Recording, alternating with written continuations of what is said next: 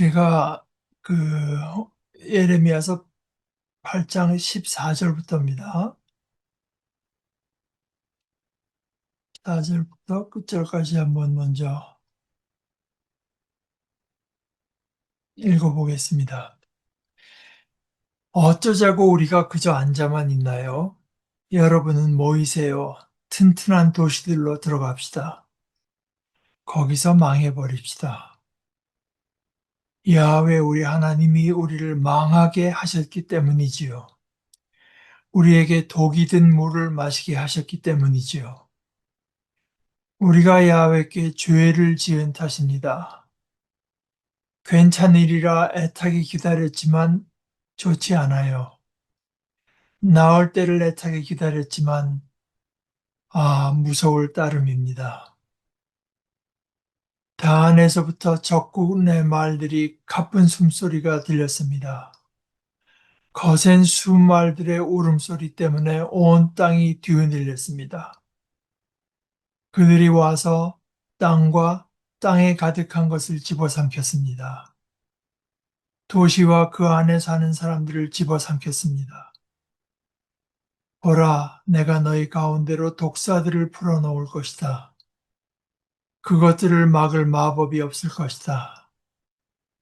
그것들이 너희를 물 것이다. 야훼의 말씀입니다. 병이 낫지 않고 괴로움이 더합니다. 나의 마음이 병들었습니다.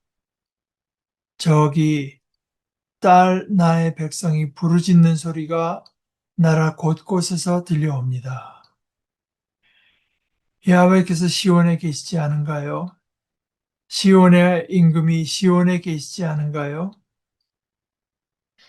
왜 그들은 우상들을 가지고서 나를 노엽게 하는가? 다른 나라의 헛것들을 가지고 그리하는가? 곡식 거지가 끝나고 여름이 다 갔다. 그런데 우리에겐 아무런 도움이 되지 않는구나. 딸 나의 백성이 부서져서 나도 부서졌구나. 슬픔에 빠졌구나. 끔찍하다는 느낌이 나를 덮쳤구나. 약품이 길러앗에 없는가? 의사가 거기 없는가? 왜 딸 나의 백성의 상처에서 새살이 오르지 않는가? 아, 이제 크게 봐서 이 쥐리 성경 해설에서 이제 말한 것처럼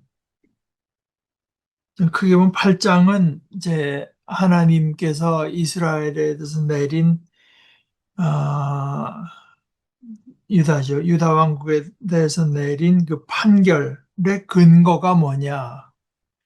그리고 이제 9장에 가게 되면은 그 판결대로 이제 실행하는 그 실행을 말을 하고, 그러다 10장에 가게 되면은 결국은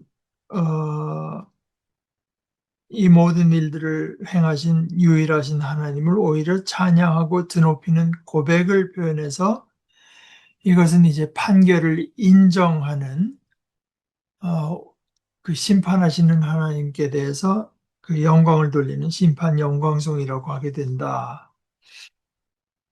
그런데 이제 하나님의 심판이 임할 때 어떤가 하는 건데 뭐, 끔찍하죠. 그러니까 에, 사실 14절의 말씀은 참 이게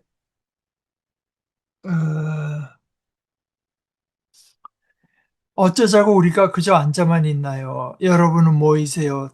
튼튼한 도시들로 들어갑시다. 여기까지 말하면 뭔가 좀 해보자 하는 얘기 같죠? 근데 그것도 안 될 겁니다. 튼튼한 도시들로 들어가는데 거기서 망해버립시다. 우리가 모든 수단을 다해도 결국은 망할 겁니다. 그러니까 이게 참 저는 사실 이런 글은 읽어본 적이 없거든요. 어쩌자고 우리가 그저 앉아만 있나요? 모입시다. 모여서 튼튼한 도시들로 들어갑시다. 그런데 결론이 거기서 망해버립시다. 그 이유는 뭐냐? 야훼 우리 하나님이 우리를 망하게 하셨기 때문이고 우리에게 독이 든 물을 마시게 하셨기 때문인데 그건 또 왜 그러냐? 우리가 야훼께 죄를 지은 탓입니다. 그래서 어, 그래도 뭐 우리 한국말에 하늘이 무너져도 뭐 솟아날 구멍이 있다. 그런데 그것이 단순히 낙천적인 것이 아니라 그냥 애타게 애를 태우면서 기다렸지만 또 이제 좋은 일이 없습니다. 나을 때를 애타게 기다렸지만 아, 우리 마음을 사로잡는 건 두려움, 무서움 뿐입니다. 그러면서 지금식으로 말하자면 뉴스를 통해서 뭐 또는 그곳에 사는 사람들이 SNS에다 올리고 하는 걸 통해서 보니까 저 위에 단에서부터 북쪽에서부터 지금 하나님의 심판이 임하는데 그것이 이제 외적을 통해서 강력하고 잔인한 이제 외국 군대를 통해서 오는데 벌써 적군의 말들의 가쁜 숨소리. 왜 가쁘겠습니까? 하루속히 와서 우리에게 재앙을 안겨주기 위해서 아, 그 준비가 된 거 아니겠어요? 그리고 그 말들은 하루속히 내려와서 이제 우리를 짓밟아 버릴 건데 거센 수말들의 울음소리 때문에 온 땅이 뒤흔들렸습니다. 그게 뭐 여기서 이제 들을 수 있는 소리가 물론 아니지만 아, 그만큼 이제 생생하게 묘사하는 거죠. 그 공포가 어떠하고 그들의 기세가 어떻고 하는 것들이 이제 뉴스를 통해서 나름대로의 뉴스를 통해서 전해질 때 아, 얼마나 두렵겠습니까? 그들이 와서는 땅과 땅에 가득한 것을 다 집어삼켰습니다. 도시와 그 안에 사는 사람들을 집어삼켰습니다. 이것을 하나님께서 말씀하시기를 보라 내가 너희 가운데로 독사들을 풀어놓을 것이다. 그것들을 막을 마법이 없을 것이다. 그것들이 너희를 물 것이다. 야훼의 말씀입니다. 그러니까 그 하나님의 심판이라고 하는 것이 더디지만 끝까지 참아주시지만 이제 그 실행될 때는 벗어날 길이 없다. 이게 이제 예레미야는 우리가 쭉 봐오던 대로 이미 저 북이스라엘은 722년에 망했고 여기 이제 586년에 결국은 남왕국 유다도 망하게 될 때 그 직전에 이제 하나님께서 주시는 아, 이미 경고를 넘어선 어떤 심판의 어나운스먼트를 이제 고지하는 거죠. 그런데 사실 유다만 그런 것이 아니라 그 북이스라엘 아모스, 이사야, 미가 이런 선지자들은 이제 8세기 선지자라고 우리가 말을 합니다. 주전 722년이니까 그 이제 8세기죠. 그때 이제 하나님께서 보낸 예언자들인데 아모스 같은 사람은 자기 그 살던 곳은 남왕국 유다에 사는데 하나님께서 불러가지고 어, 이스라엘에 이제 하나님께서 내리시는 심판을 예언하라고 하니까 이제 우리가 그 나눈 바도 있지만 그 아모스가 무서운 하나님의 심판을 예고하니까 아, 그 왕궁에서 선지자 노릇하던 아마샤라고 하는 사람이 그 아모스를 만나가지고 아, 여기가 어디라고 와서 네가 왕궁에서 그런 식으로 이제 예언하느냐 그러면서 너 원래 저 아래 동네 유다 사람이 아니냐 내려가서 거기서 나 예언해가지고 밥벌이를 해라. 그러니까 예언하는 걸 이제 밥벌이에다가 연관시켜서 말을 했을 때 아모스가 그 아마샤에다 대고 이제 말하지 않았습니까? 나는 예언자가 아니다. 그러니까 그 직업적인 예언자가 아니라는 거죠. 또 예언자의 아들도 아니다. 그 뭐 우리가 이제 나눈 바 있지만 어,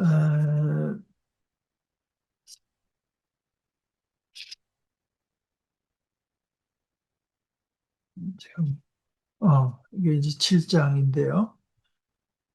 그 베델의 제사장이로군요. 아마샤 전 예언자 제사장 아마샤가 북왕국 이스라엘의 그때 당시 임금이던 여로보암에게 사람을 보내서 아모스가 이스라엘 집안 한가운데서 임금님에게 맞서 반역을 꾀하고 있습니다. 뭐 제가 설교 때도 얘기했지만 아모스는 지금 하나님께서 전하라고 하는 말씀을 갖고 와서 하나님의 메시지를 전하는데 이 고약한 것이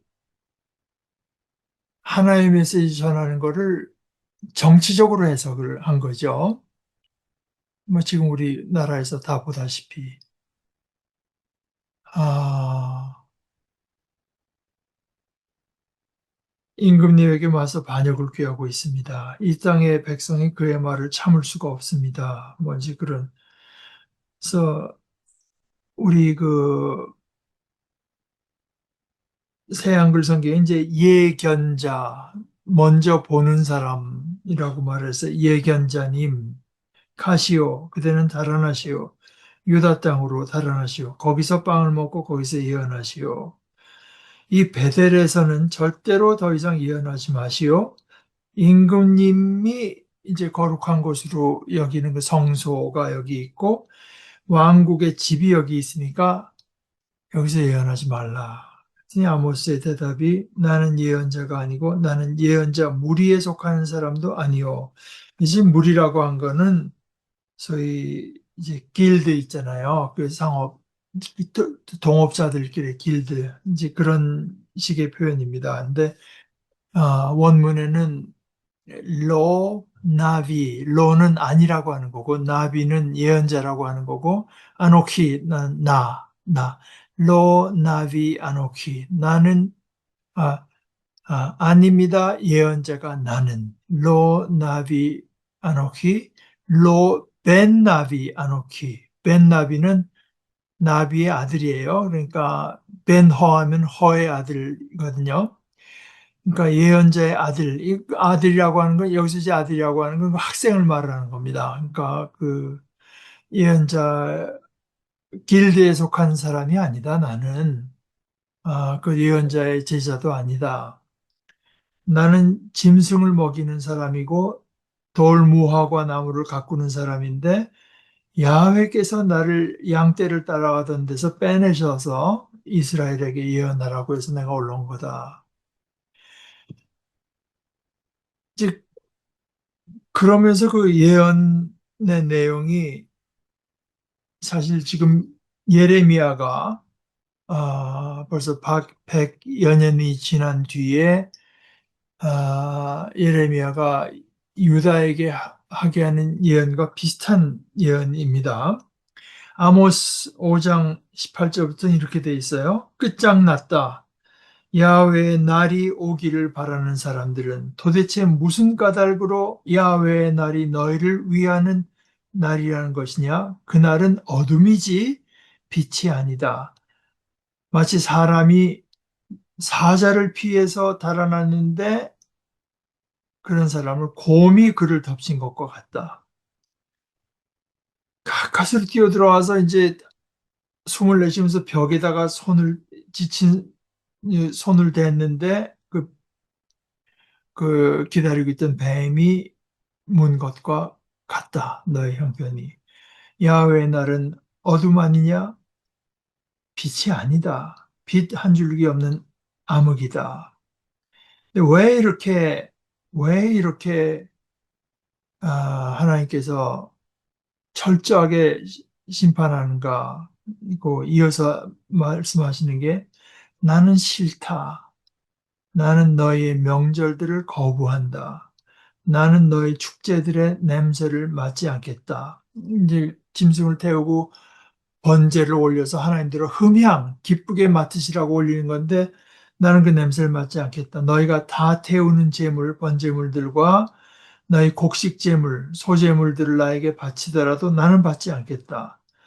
너의 그 아주 살진 통통한 평화제물, 화목제물을 눈여겨보지 않겠다. 그러니 나의 앞에서 집어치워라. 너의 시끄러운 노래들을. 자기들은 하나님께 찬양이라고 바친 거겠죠. 뭐 아주 음악적으로 세련된 찬양이었을지 모르지만 하나님께는 그냥 단순히 듣기 싫은 시끄러운 노래일 따름입니다. 너의 시끄러운 노래들을. 너의 합소리도 나는 듣지 않겠다. 그 대신에 흘러나게 해라. 정의가 물처럼. 공의가 늘 흐르는 냇물처럼. 내가 바라는 건 바로 그건데, 정의고 공의인데, 너희는 그거를 종교 행위로 이제 땜빵을 하려고 든다. 내가 원하는 정의를 행할 생각은 하지 않고, 어, 가난한 사람, 힘없는 사람, 내 삶에다가 묵직한 짐을 이제 더하면서 거기서 생겨난 돈을 갖고 나한테 와서 감사하다고 뭐 찬양하고 멋있는 오케스트라 만들어 가지고 뭐하니 난 그게 싫다 그러면서 이제 그들에게 내리는 그 처벌인데 그들은 그렇게 하면서 자기 스스로는 아 이렇게 하면 하나님께서 좋아하시고 이제 마침내 우리가 지금 이 땅에서 요 정도 즐거움밖에 맛보지 못하지만 야훼께서 오시는 그 야훼의 날에는 정말 엄청난 즐거움과 기쁨과 잔치가 있을 것이다. 하나님께서 그날이 너희들에게 비치겠느냐? 어둠이다. 어둠. 그래서 너희가 이제 당하게 될 심판이라고 하는 것이 얼마나 철저하고 벗어날 길 없는가, 이제 이런 식으로 어, 표현했습니다. 그거 거진 같은 심판의 내용이 아, 참 모두 모여라. 그냥 앉아서 죽을 수는 없다. 견고한 성읍들을 찾아가서 죽어도 거기서 죽자 이렇게 번역했지만 그러나 이제 새한글 성경의 번역이 더 그 뜻을 잘 드러내는 것 같아요. 어쩌자고 우리가 그저 앉아만 있나요? 여러분 모이세요. 모입시다. 튼튼한 도시들로 들어갑시다. 여기까지는 뭔가 해보자고 한 것 같았는데 그런데 그 결론은 거기서 망해버립시다.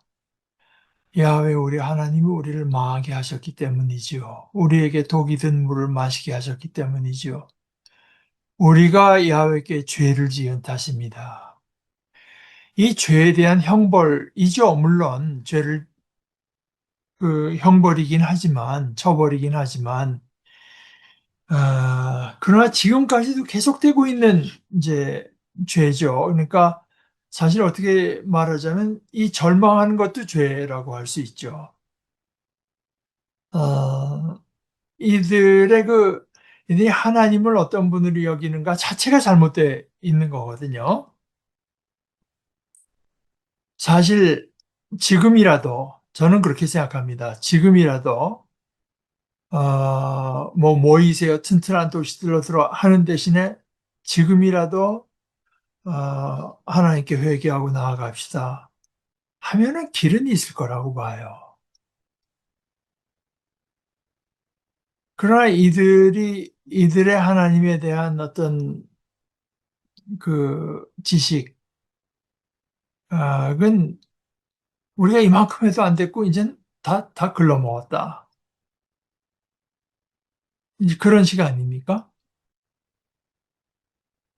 이제 그럴 때 하나님께 대해서 이제 그렇게 우리가 하나님의 요구 사항을 뭔가 채우지 못했으니까 이제 망하는 수밖에 없다. 이런 식으로 이제 하나님을 이해했기 때문에 그것이 지금 이 백성들의 반응에 이제 반영돼 있고 그러다 보니 아, 그 나을 때를 애타게 되니까 그 때가 되면은 낫지 않겠느냐. 그러니까 하나님에 대한 이들의 그 이해라고 하는 게 굉장히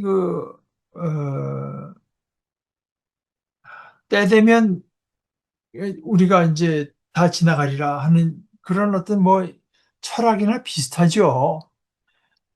나을 때가 아니라 이제 나을 때를 애타게 기다릴 게 아니라 우리가 회개해야 될 거 아닙니까? 회개하면은 낫는 거는 자연히 따라오죠.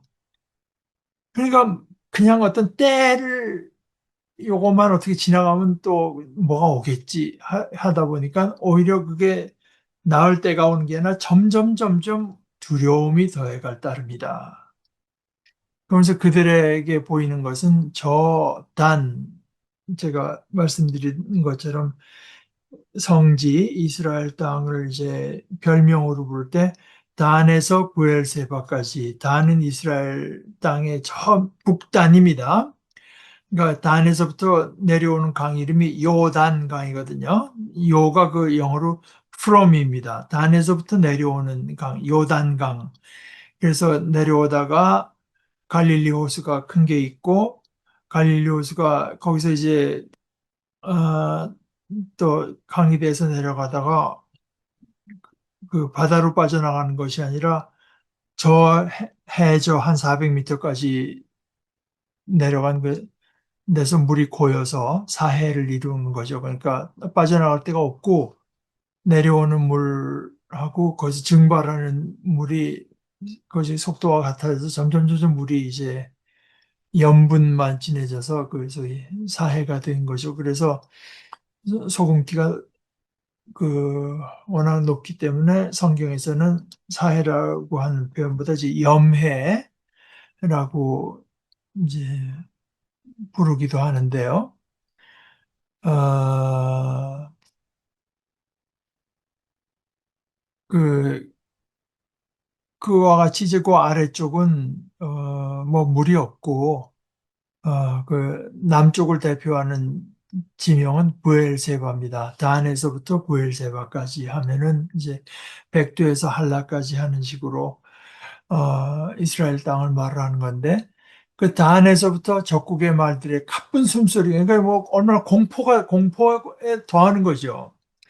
오히려 지금 뭐 전세가 지금 산불이니 뭐 기후재앙으로 난리인데 오히려 하나님을 의지하는 사람들의 그 입장에서 보게 되면 지금 뭐 바빌론 군대가 온다는 거 못지않게 예를 들어서 우리가 백두산에 화산 활동이 있다고 하면 얼마나 무섭겠습니까? 그러나 하나님을 의지하는 사람들의 입장에서 보기에는 그것이 이제 그 하나님께서 다 관장하는 그 자연 현상으로만 보이는데 그 믿음이 없고서는 이제 보니까 이 뭐 적군 그 공포에 공포를 더해서 그들이 결국 와서 땅과 땅에 가득한 것을 집어삼키고 도시와 그 안에 있는 사람들을 집어삼키고 보라 내가 너희 가운데로 독사들을 풀어놓을 것이고 그것을 막을 마법이 없을 것이다. 그것들이 너희를 물 것이다. 그런데 이제 저는 그렇게 생각하는 겁니다. 사실 우리가 이만큼 살아오니까 인생에 꼭 그렇게 뭐 좋은 일만 있지 않다고 하는 거 우리가 다 인정할 수밖에 없지 않겠습니까? 제가 이제 가끔 여러분들과 나누는 것처럼 우리 애들에 대해서도 물론 아이들의 삶이 다 평탄하기를 바라지만, 그러나 그것보다 훨씬 더 원하는 것은 이제 그 모든 것을 나를 사랑하는 하나님께서 주관하신다고 하는 걸 이제 믿는 건데, 아, 이 하나님에 대한 그런 믿음이 없으면 더군다나 제가 보기엔 그런 것 같아요.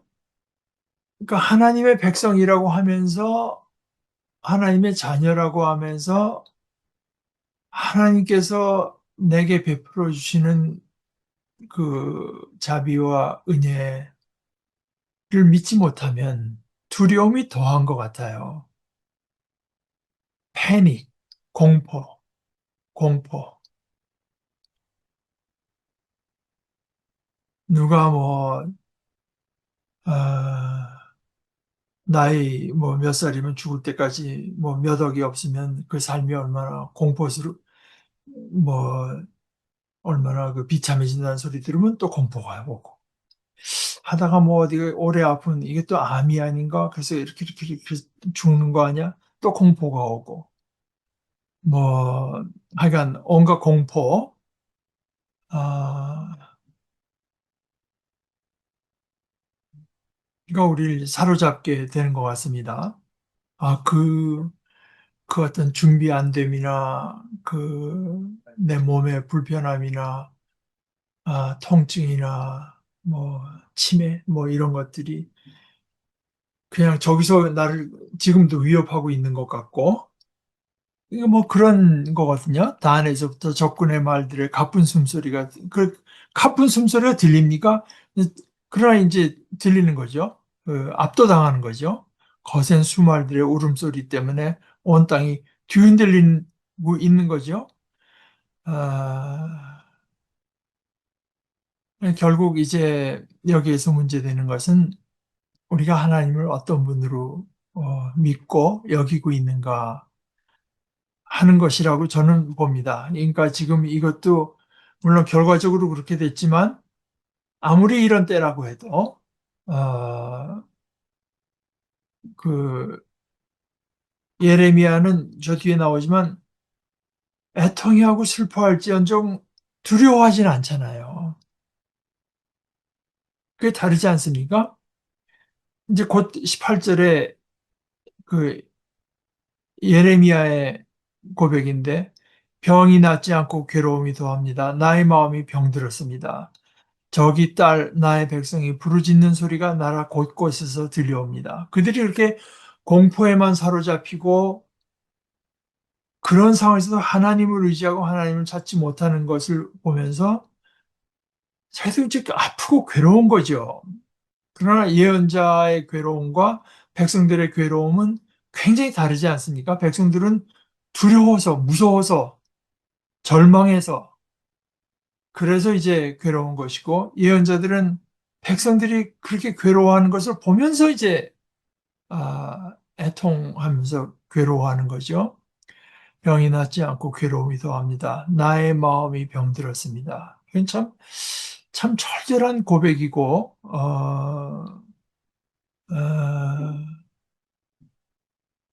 백성들과 자기를 거진 동일시하는 이런 그 어, 예언자의 태도가 드러 저기 딸 나의 백성이 부르짖는 소리가 나라 곳곳에서 들려옵니다. 이때 이제 예언자가 내가 그렇게 말해도 또 하나님께서 그렇게 예언자들을 보내도 듣지 않더니 꼴 좋다. 이런 게 아니지 않습니까? 그걸 속 시원해하거나 뭐 후련해하거나 분노하거나 하는 것이 아니라 아파하는 거죠. 아, 그 새한글 성경의 이제 해석을 따르자면 그 다음에 이제 그 백성이 부르짖는 소리가 이렇습니다. 야훼께서 시온에 계시지 않은가요? 야훼는 시온의 임금인데 그 시온의 임금이 시온에 계시지 않은가요? 예루살렘. 그 예루살렘에 하나님께서 매여 계신 분이 아니죠. 그야말로 하나님 말씀을 따라서 정의와 공의를 추구할 때 이제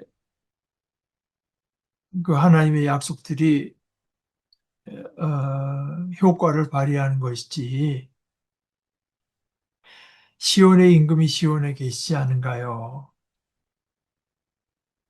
그러니까 그것도 일종의 우상이거든요. 하나님은 자유로운 분인데 그 시온이라고 하는데 매여 있는 자기 나름대로 이제 그릇된 그 하나님 개념 이해를 가지고 있는 거죠. 그러니까 제가 언제 누가 인용한 걸 소개해 드린 것처럼 이제 C.S. 루이스가 한 말이 우리는 누구나 다 우상을 자꾸 만들어내는데 그 우상은 파괴하는데 가장 위대한 우상 파괴자는 다름 아닌 하나님 자신이다. 우리의 그 잘못된 하나님 이해를 하나님께서 이제 부수시죠. 그래서 19절 이제 저기 딸 나의 백성이 부르짖는 소리가 나라 곳곳에서 들려옵니다. 그 다음에 이제 우리 새한글 성경의 이해를 돕기 위해서 백성이 한 말은 야훼께서 시온에 계시지 않은가요? 시온의 임금이 시온에 계시지 않은가요? 물으니까 그 다음에 또 하나님의 응답. 왜 그들은 우상들을 가지고서 나를 노엽게 하는가? 다른 나라의 헛것들을 가지고 그리하는가?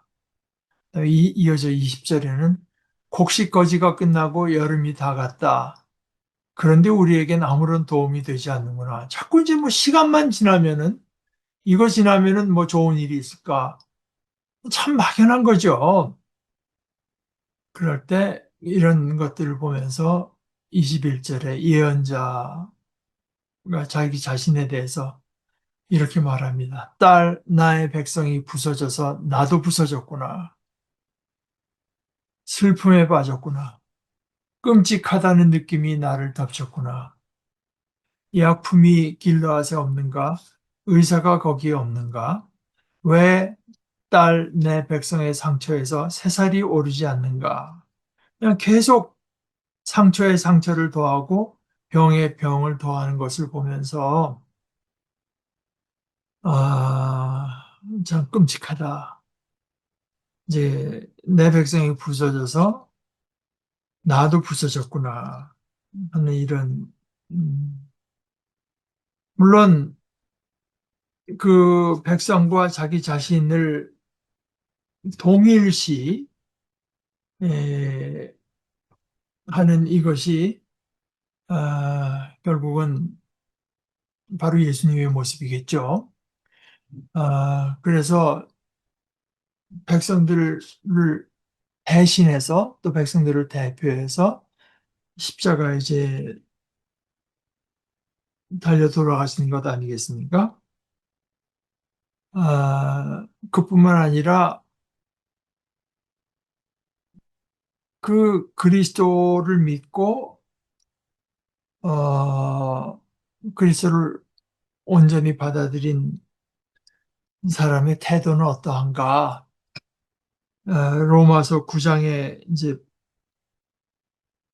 그 바울 사도가 자기 자신의 심경을 말을 합니다. 그러니까 자기 동족 유대인들이 어, 그리스도를 받아들이지 않으니까 우선 그 10장에서 이렇게 말해요. 로마서 10장에서 바울 사도가 형제자매 여러분, 내 마음의 갈망, 곧 이스라엘 사람들을 위해 하나님께 매달려 드리는 기도는 그들이 구원받게 되는 것입니다. 내가 증언하는데 그들에게는 하나님을 향한 열정이 있습니다. 그러나 그 열정은 바른 깨달음에 따른 것이 아닙니다. 그들은 하나님의 의의를 알지 못하고 자기네 의의를 세우려고 애쓰다가 하나님의 의에 굴복하지 않았기 때문입니다.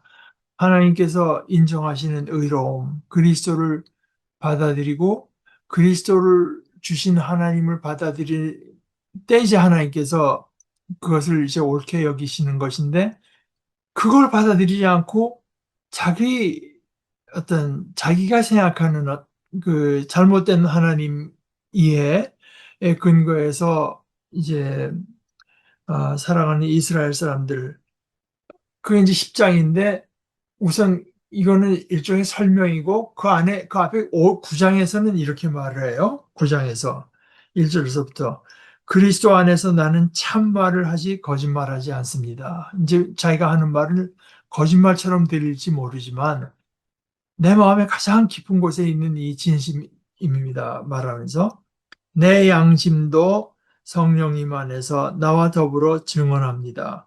내 슬픔이 크고 내 마음속에 진통이 끊이지 않습니다. 차라리 나 자신이 저주를 받아 그리스도께로부터 끊어지면 좋겠습니다.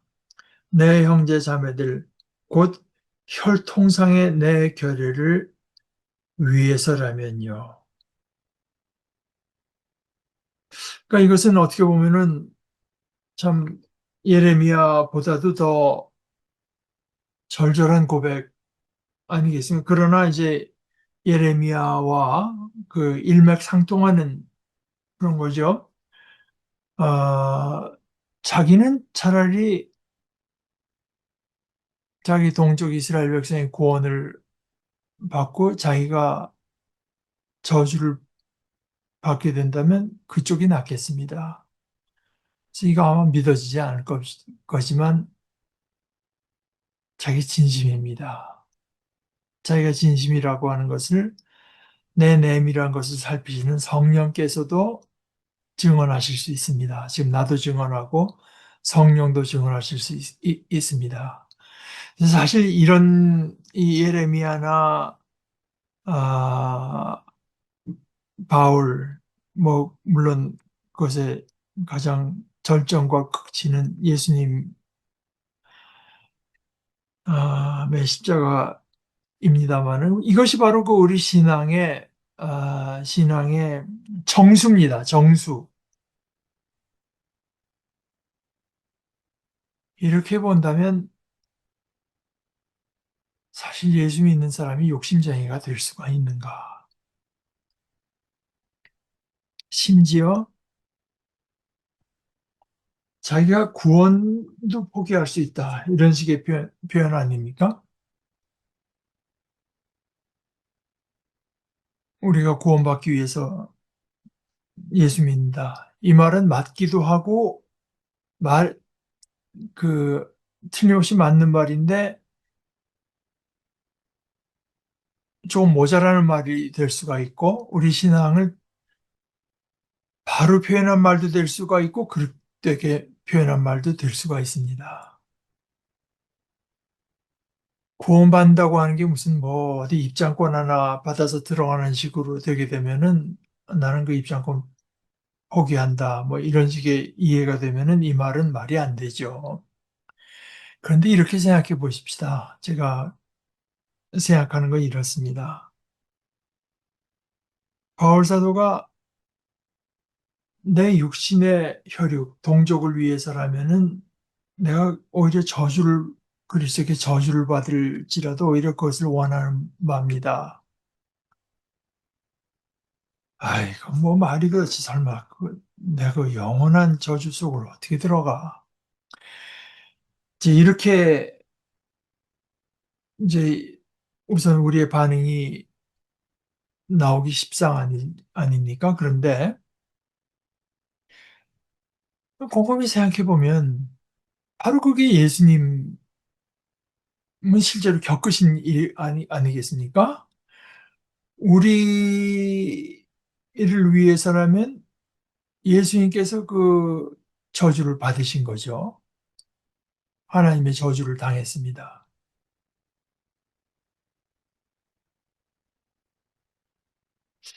그러니까 저는 그렇게 생각해요. 내가,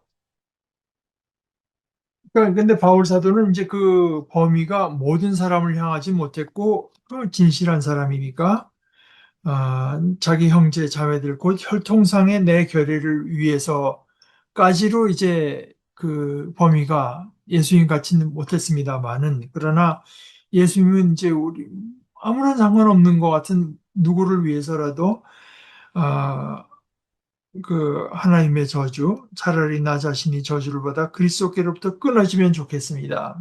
그러니까 아, 예수님께서 실제로 하나님께로부터 끊어진 것이 십자가의 고통과 죽음. 그러니까 나 자신이 형제 자매를 위해서 그리스도께서 저주를 받아 끊어지면 좋겠습니다라고 말을 하는 사람은 역설적으로 제 표현 가장 그리스도와 단단히 묶여 있는 사람입니다. 구원이라고 하는 게 그리스도와 단단히 묶이는 것이 뭐겠습니까?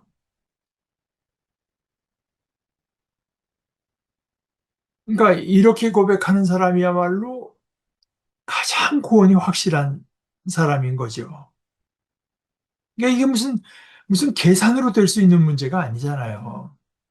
근데 지금 오늘 예레미야에서 보다시피 백성들의 태도에는 계속 무슨 어떤 계산이 들어가 있고, 이제 뭐, 이걸 버리지 못합니다. 전적으로 하나님을 의지하고, 전적으로 하나님께 회개하고, 정말 하나님만을 찾는다고 하면은 어떤 순간에도 희망이 있습니다. 이제 그럴 때, 그러니까 사실 이런 식의 어떤 힐링이라고 하는 것은, 하나님을 진심으로 찾을 때 얻어지는 부수, 부수물, 하나님을 진정으로 찾으면 거기 자연스럽게 따라오는 것이 그 힐링인데, 뭐 힐링을 목표로 이제 하면서 나의 초점이 아, 하나님을 향한 나의 초점이 흐려진다고 하면은 이게 이제 거꾸로 가는 거거든요. 근데 그것이 종교로 나타나는 경우가 많은 거죠. 종교는 당연히 우리의 신앙을 돕기 위해서 있어야 되는데, 이게 종교라고 하는 것이 우리 신앙으로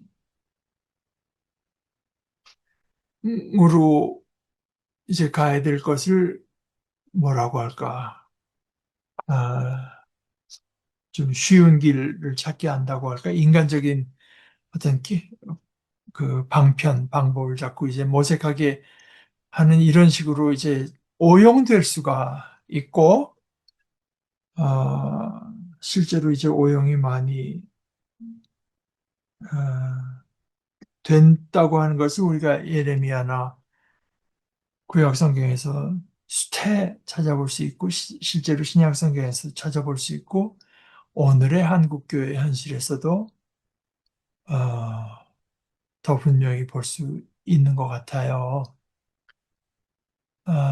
그러나 여기 이제 하나님의 어떤 심정이나 또는 예레미야의 태도는 순수하잖아요.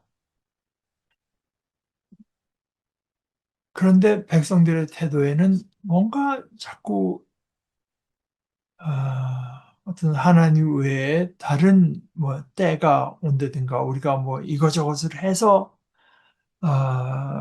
여기서 뭐 좀 벗어나 본데 그 이거저거 다 안 됐으니까 우리 뭉쳐도 보고 또 튼튼한 데가 그래도 다 안 될 것 같아. 저기 뭐 벌써 저렇게까지 강대한 게 오는데 되겠느냐? 벌써 이게 글른 것 같다. 우리 하나님의 그 어떤 선고라고 하는 게 이미 돌이킬 수 없는 지경까지 간 것 같다.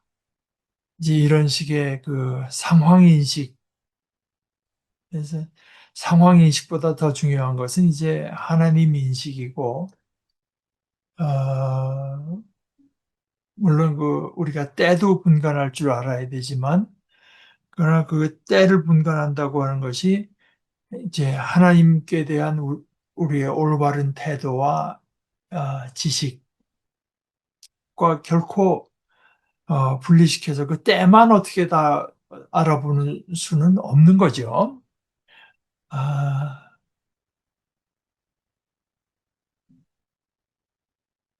그,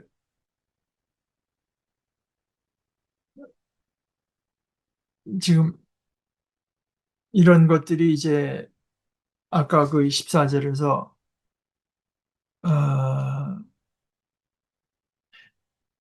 어쩌자고 우리가 그저 앉아만 있나요? 여러분은 모이세요. 튼튼한 도시들로 들어갑시다. 거기서 망해버리십시다. 야훼 우리 하나님이 우리를 망하게 하셨기 때문이지요. 이제 그 야훼라는 이름을 들으면 오히려 절망만 더하는 상황입니다. 절망만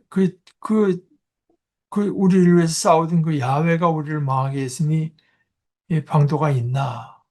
그 야훼의 이름을 어, 생각할 때 오히려 무서울 따름입니다. 이제 이런 식의 그 어떤 심리 상태가 이제 아까 제가 인용했던 그 아모스 100 몇십 년 전에 북왕국 이스라엘을 쳐서 예언하던 아모스에도 비슷한 이야기가 나옵니다.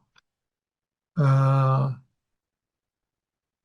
아모스 6장에 제가 이제 6장 8절서부터 제가 몇 절을 읽어보겠습니다. 주 야훼께서 자신을 걸고 굳게 약속하셨습니다. 야훼 전능하신 하나님의 말씀입니다. 내가 야곱, 그 북왕국 이스라엘의 본래 이름이 야곱 아닙니까?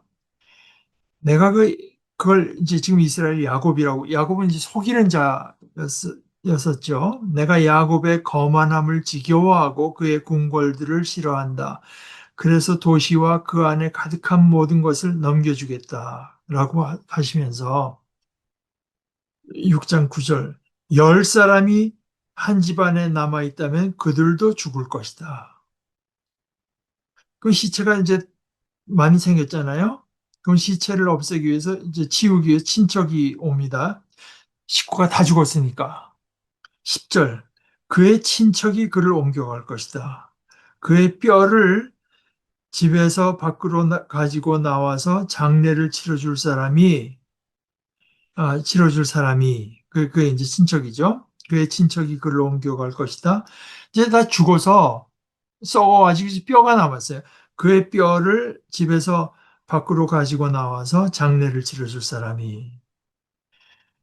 이제 그러고 집에 사람이 아무도 없으니까 조용할 거 아닙니까? 그 사람이 저 속에다 대고 묻습니다. 혹시 살아있는 사람, 그는 그 집안 깊숙이 있는 사람에게 물을 것이다. 그대와 함께 있는 사람이 아직 더 있나요? 그러니까 먼저 그 뼈를 가지러 간 사람에다 대고 사람 더 있나요? 그때 안에 있는 사람이 없어요 하고 대답할 것이다. 그러면 물어봤던 그 친척이 말할 것이다. 조용히 하세요. 야훼의 이름을 입에 올리지 말아야 하니까요. 근데 이게 이제 우리말 번역으로는 좀 조금 더 실감을 나게 하죠. 영어 번역에는 hush, 그러니까 쉿 하는 겁니다. 쉿. 야훼 이름을 부르지 말라. 그러니까 야훼 이름이 그 몰살과 연관된 상황입니다. 야훼 이름이 뭐 거룩하고 높아서 경외해서 안 부르는 게 아니라 야훼라고 하는 이름이 사람들이 죽어나가고 몰살하고 그 썩어가고 며칠을 지울 수가 없어요. 이제 그런 것과 이제 연관된 상황을 말을 하는 거예요. 절망이죠, 절망.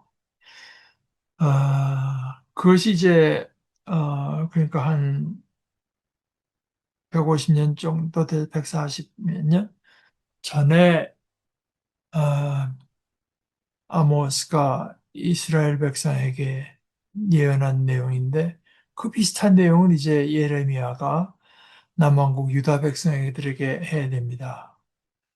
아, 그러니까 야훼가 망함, 철저한 그 철저하게 망한 것과 연관된 상황, 야훼 이름이. 에, 어. 튼튼한 도시들로 들어가고 모여도 아무런 소용이 없는 상황. 이제 그것을 말하는 거죠.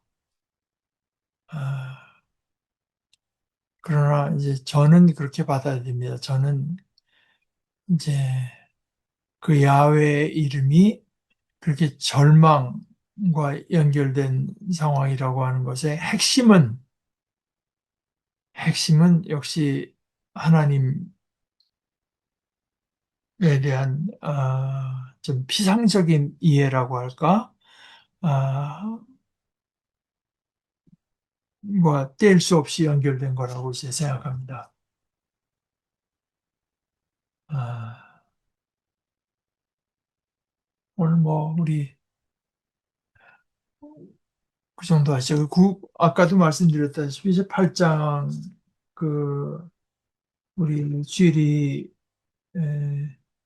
성 해설에서는 이렇게 이제 하나님과의 관계가 잘못돼서 이런 어떤 절망적인 판 판결이 주어지고 그런 상황, 거기에 우리들이 어떻게 느끼는 그 하나님을 온전히 아직도 중심으로 이제 바라지 못하는 사람들의 느끼는 어떤 두려움. 그래서 그 8장 크게 봐서 판결의 근거, 9장에서는 이제 판결이 어떻게 실행되는가, 그러거나 10장에서는 오히려 하나님의 그런 심판의 판결이 의롭고 하다고 하는 하나님께 영광을 돌리는 이제 이런 식으로 이해가 되게 됩니다.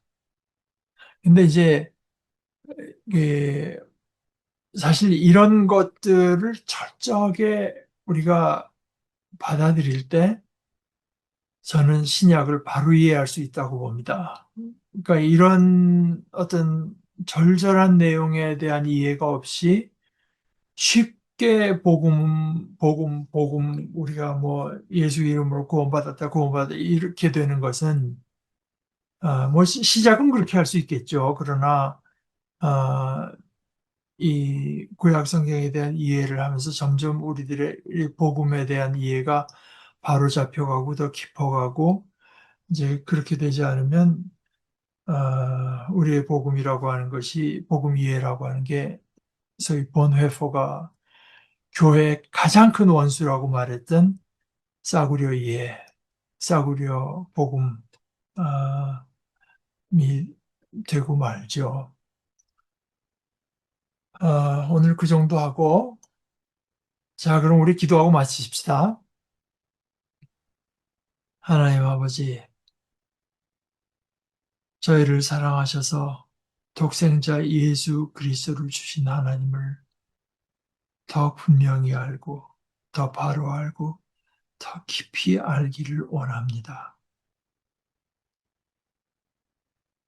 하나님의 사랑이 어떤 것이며, 저희를 향하신 하나님의 긍휼이 어떻게 큰 것인지 저희로 알게 하여 주시옵소서. 저희들에게 주신 말씀을 통해서 저희를 하나님을 향한 바른 지식과 바른 믿음과 바른 사랑과 바른 순종으로 인도하여 주시옵소서. 예수님의 이름으로 기도합니다. 아멘.